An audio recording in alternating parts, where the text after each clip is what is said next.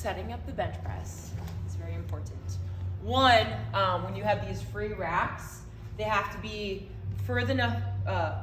far apart enough that when you take weights off on one side, within reason, it's not gonna tip on the other side. When they're too close together, like if they were like this close together, if you took weights off on one side, it would flip. And that's the same if you do a squat or use a rack at all. So they have to be balanced on each side. So this is good. Another thing is the bench. When you lay down on the bench, your eyeballs have to be right underneath the bar. So this works for me. So eyeballs are right underneath the bar.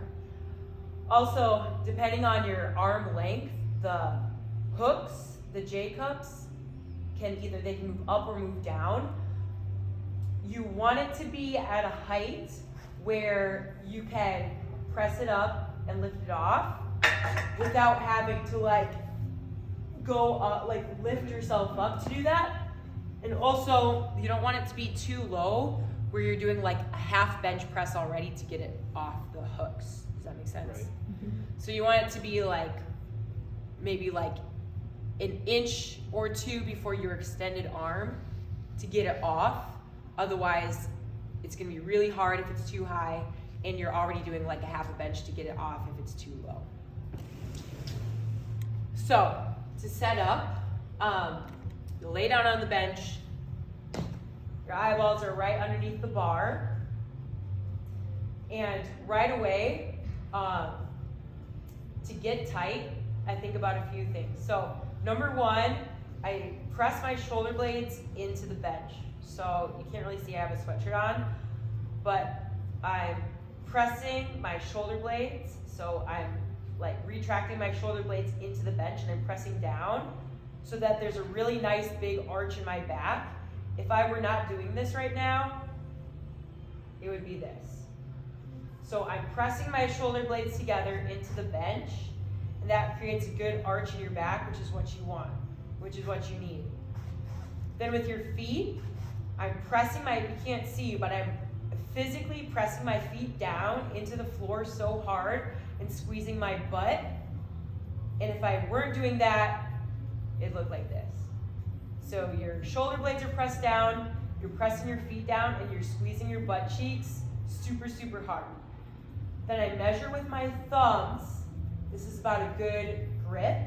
For bench press, generally speaking, whatever you're pressing, grip is the same for bench press. For me, I would say most people, it's about like a thumb's width distance away from the knurling part of the bar. Some people go a little bit wider, but generally speaking, about a thumb's width distance away, right? So measure with your thumbs, because chances are if you just grab it, you're gonna be way, way off without realizing it. So measure with your thumbs on the knurling part of the bar. You'll have a whole grip. You don't need a hook grip right now, just a full grip on the bar. And as you grab the bar, think about pressing into your pinky more, and that's gonna help engage your lats by thinking about pressing more into your pinky. And your lats are stronger muscles than like the top of your shoulder or your biceps. So think about pressing into your pinky as you grab the bar, all right? From there, press your feet down, press your shoulder blades down, press your pinkies into the bar. Then you're gonna lift straight up, bring it over your chest, all right? I'm still pressing my feet down, I'm still pressing my shoulder blades down. I'll take a big breath in and exhale, all right? I'll do it again, big breath, hold it, and exhale. The bottom portion of the bench press, the bar physically touches down on your chest, and the top portion, your elbows are fully extended in that position, all right? I like to lower the bar down slow and then press it up as fast as I can. And meanwhile, I'm still squeezing my butt. I'm pressing my heels down as hard as I possibly can, and I'm pressing my shoulder blades into the bench, all right? When you're all done, all you'll do once it's at the top is press it back until you hear it hit the J-cups and slide it down. You need a spotter for bench press, just in case something were to go wrong. When you're spotting, so like if Evelyn were benching, you want to come and just do some benching. So Evelyn has the bar, she's set, she picks it up. All right, she's doing her bench press. I have one hand over and I have one hand under, and I'm ready to go if she were to need me. Okay, I'm not touching the bar.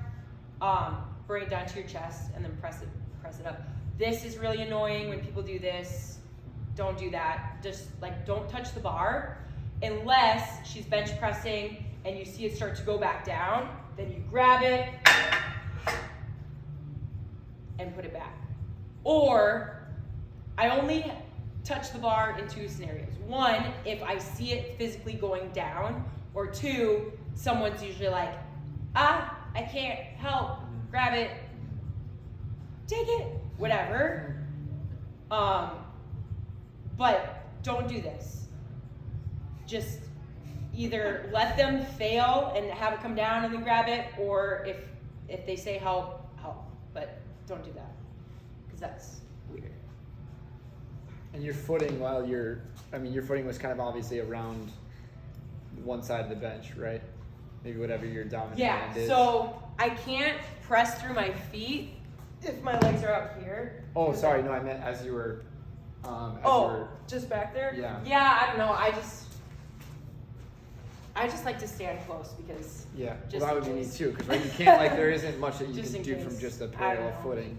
Yeah. It's kind of intimate, but I just like to be there, ready, and I'm not going to touch the bar unless I see it go down or unless they say help. Yeah. But if it's like a heavy bar, this is just more secure to grab it like this than pull it this way.